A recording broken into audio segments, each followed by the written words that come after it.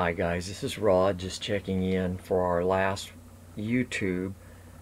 This one's going to be on surprising insights since I inverted and sent the one out for good to great on the last one. But I just wanted to hit some highlights and encourage further reflection on these particular areas in Rainer's book on surprising insights. Again, part two is the practical application of everything that's been kind of built up in part one. So I wanted just to encourage you with chapter 8 to look at those four motivators and reflect more on that and the 15 lessons that are given there in that chapter.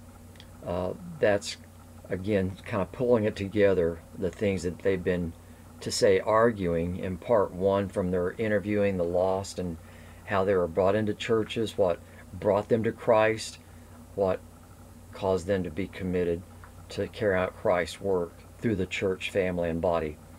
Then in chapter 9, I want us to look at those graphs. We didn't do that in class, so please look at closely the comparison of those two on page 184. And particularly you'll notice in the comparison, the bottom graph, there is no time in personal evangelism. Very, very interesting to note that. With that of the effective church leaders, there's time given, more time given to sermon preparation, family time, and mentoring, along with time dedicated to personal evangelism. So you'll want to note those distinctions in those two graphs. They're very, very significant in what's happening in the life of the church. Again, the members model what the leaders, the members do what the leaders model.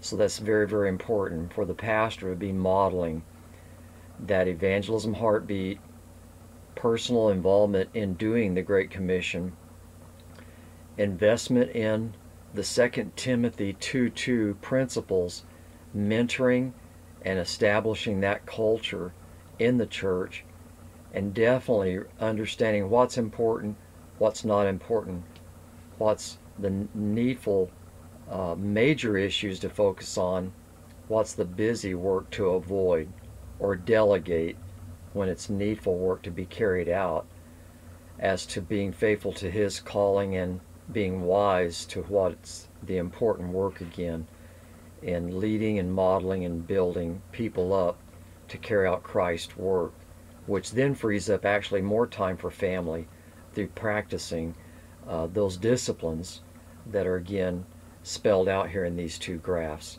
It's so important. And again, the matter of evangelism being modeled by the pastor. And just again, that maxim, so key, what leaders model, members do. Then in chapter 10, the honest look at the strengths and weaknesses. There's 12 featured in both categories, 12 strengths, 12 weaknesses. Look back over those, reflect on those. That's very, very helpful in gaining insight and wisdom as to what the whole book is packaging from the research unveiled through the surveys and interviews that compile this book. Chapter 11, preaching, casting vision. That's what preaching is. It's communicating vision. Again, the leader's responsibility is to communicate vision clearly, consistently, and creatively. In the case of preaching, you're preaching the Word of God, the vision of God's glory in people's lives, and how that happens through amazing grace. I think it's been well said, if you preach to breaking hearts the wonderful story of amazing grace, you'll always have relevancy to your audience and to those recipients that are hearing your message, whether in a Sunday school class, from a pulpit, or otherwise group entity in the local church body where you're serving your responsibilities as a leader. Then in the conclusion, those 15 principles are this packaging summation of everything, and so those will be well worth revisiting regularly. But I think in these areas of 8, 10, and the conclusion. Those are summation principle insights that if you could just visit back on those on a regular basis, you'll be taking your understanding and grasp and application further in your life of these biblical principles and wisdom insights. So thanks guys very much.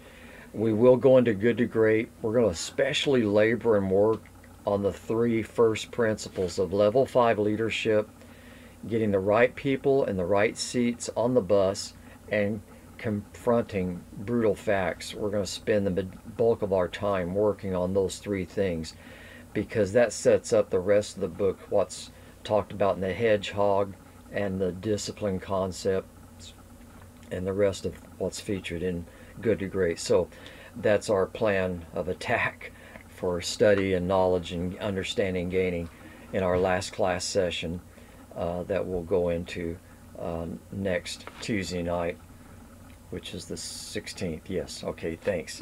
God bless y'all. Have a great rest of the week. Bye.